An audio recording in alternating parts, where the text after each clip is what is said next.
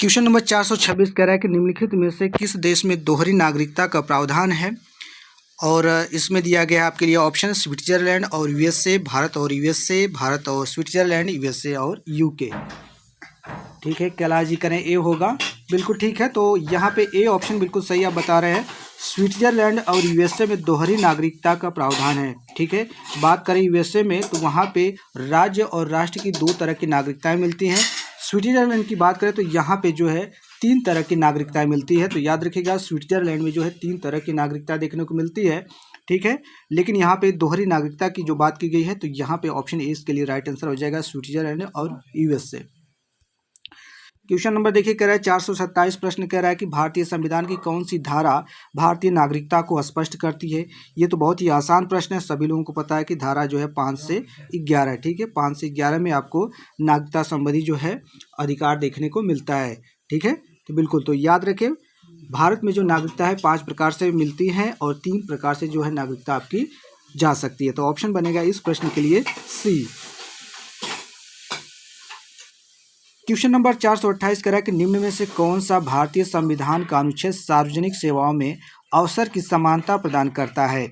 Option A कह रहा है कि अनुच्छेद 14, बी है अनुच्छेद 15 और सी है अनुच्छेद 16 और डी दिया है अनुच्छेद 17। तो ये 4 ऑप्शन है आपको दिए गए हैं और इसमें से आपको बताना है कि अवसर की समानता जो है कौन सा आर्टिकल आपको प्रोवाइड करता है। तो 428 के लिए यहाँ पे देखते हैं क्या आंसर आता है। ठीक है, अनुच्छेद 16 बिल्कुल ठीक है, अनुच्छेद 16 बिल्कुल सही आंसर होगा, आप सभी लोगों ने दिया है। ठीक है, बिल्कुल विजय, कैलाश, ठीक है, बिल्कुल प्रदीप जौनपुर से, बिल्कुल ठीक है। तो ऑप्शन जो बनेगा सी करेक्ट आंसर हो जाएगा, अनुच्छेद 16। ठीक है, याद रखें, अनुच्छेद 16 जो है यह भारत में सार्वजनिक जो सेवाएं हैं उसमें अवसर की समानता प्रदान करता है। तो ऑप्शन जो बनेगा सी इसके लिए करेक्ट आंसर हो जाएगा।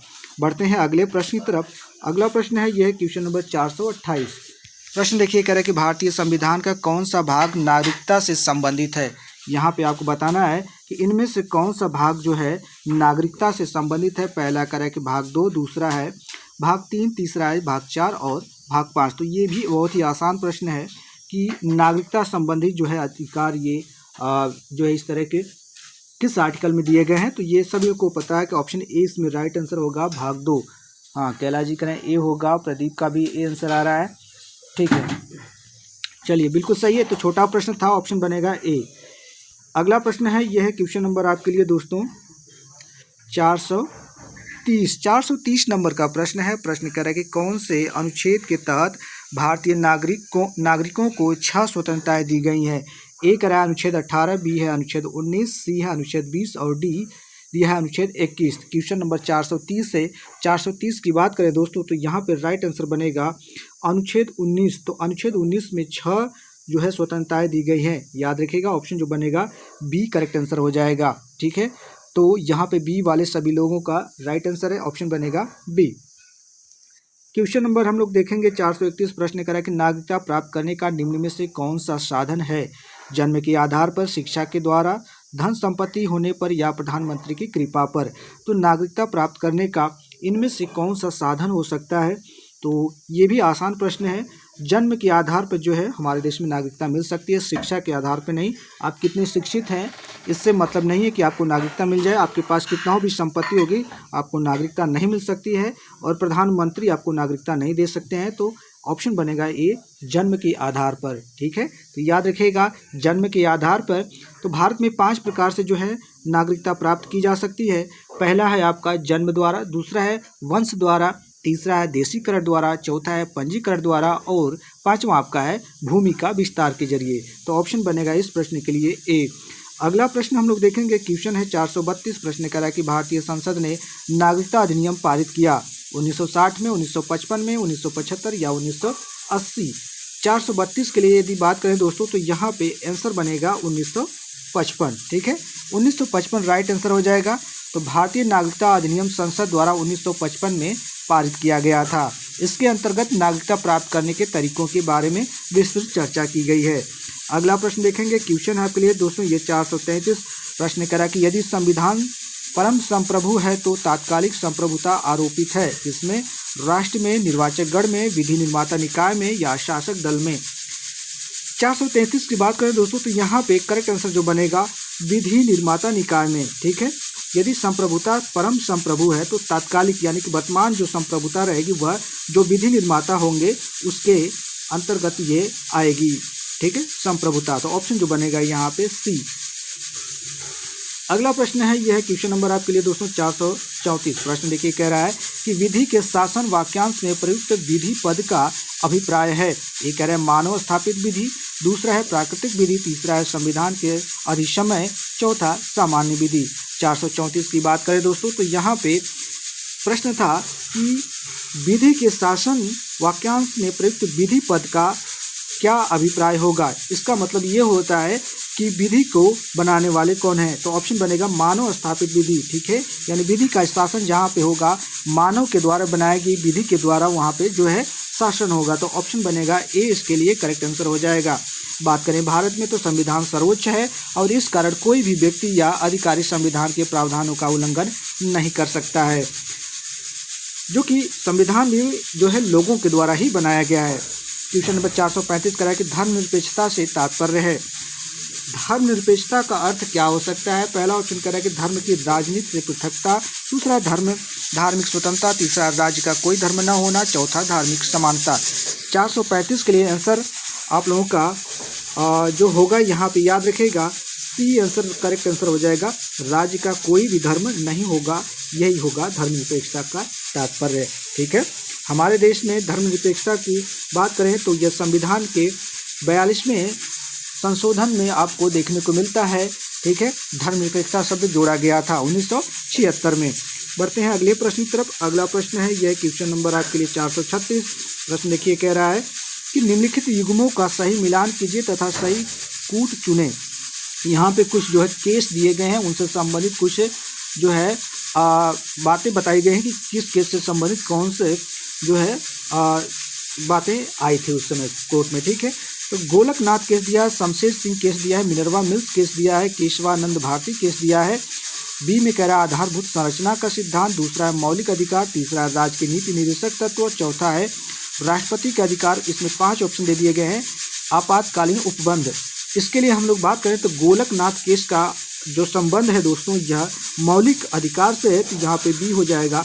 बात करें शमशेर सिंह केस की, तो शमशेर सिंह केस की जो है इसका संबंध राष्ट्रपति के अधिकार से था, तो यहाँ पे आपका हो जाएगा डी, ठीक है। बात करें मिनर्वा मिल्स का, तो मिनर्वा मिल्स जो है ये राज्य के डीपीएसपी से संबंधित था, डीपीएसपी जो है आपका यहाँ पे सी है। और केशवानंद भारती केस जो था यह आधारभूत संरचना से संबंधित था, तो ये हो जाएगा यानी कि BDCA देखिए आपका ऑप्शन जो बनेगा बी यहाँ पे करेक्ट आंसर हो जाएगा। बढ़ते हैं अगले प्रश्न की तरफ। क्वेश्चन नंबर देखिए, ये 437 है। प्रश्न करें कि भारतीय संविधान के अंतर्गत किसी समुदाय को अल्पमत समुदाय घोषित किया जा सकता है, ठीक है, केवल धर्म के आधार पर, धर्म अथवा भाषा के आधार पर, भाषा अथवा जाति के आधार पर, या धर्म अथवा प्रजाति के आधार पर। तो आपको पता है कि हमारे देश में आर्टिकल जो है आपका 29(1) इसके अंतर्गत जो है प्रत्येक राज्य क्षेत्र या उसके किसी भाग के निवासियों को अपनी भाषा, लिपि या संस्कृति को संरक्षित करने का अधिकार होता है, ठीक है। तो संविधान का जो 25 से 28 आर्टिकल है इसके अंतर्गत धार्मिक स्वतंत्रता का अधिकार है।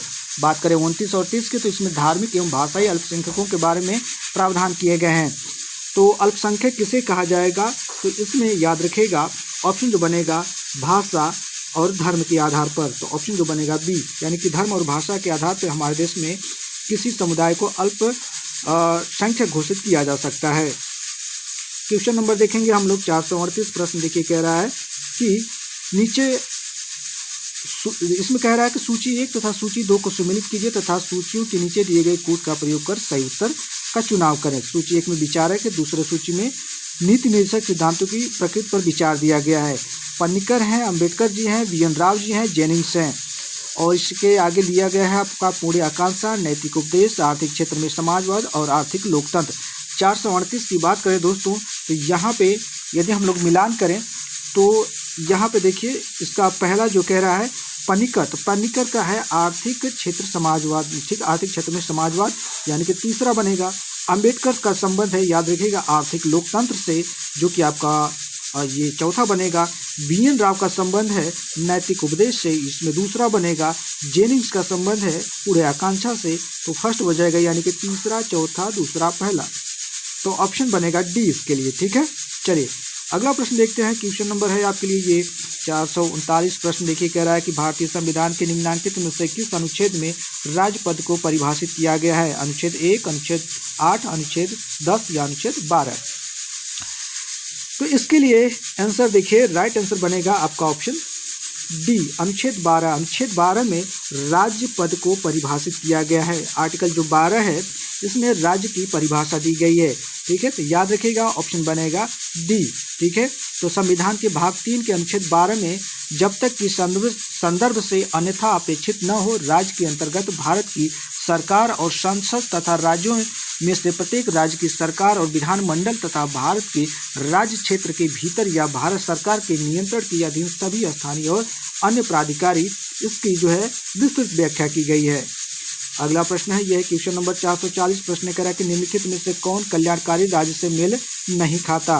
पहला ऑप्शन है सभी नागरिकों के लिए संतोषजनक जीवन स्तर, दूसरा है कमजोर वर्गों जैसे बूढ़े लोगों का संरक्षण, तीसरा है निःशुल्क शिक्षा और स्वास्थ्य संबंधी सहायता, चौथा निजी संपत्ति के अधिकारों की समाप्ति। 440 की बात करें दोस्तों तो कल्याणकारी राज्य से मेल नहीं खाता, तो आसान प्रश्न था। निजी संपत्ति के अधिकारों की समाप्ति यह कल्याणकारी राज्य से मेल नहीं खाता है। लोक कल्याण राज्य का अर्थ होता है कि राज्य के कार्य क्षेत्र का विस्तार करना, ठीक है। राज्य के कार्य क्षेत्र का विस्तार करना यही लोक कल्याणकारी राज्य का अर्थ होता है। चलिए बढ़ते हैं अगले प्रश्न की तरफ। अगला प्रश्न देखते हैं। क्वेश्चन नंबर है आपके लिए दोस्तों ये 441। प्रश्न कह रहा है कि अंतर्राष्ट्रीय शांति और सुरक्षा का संवर्धन किसके संविधान में प्रतिष्ठापित किया गया है? ए कह रहा है चीन, जन गणतंत्र, बी फ्रांस, सी भारत और डी अमेरिका।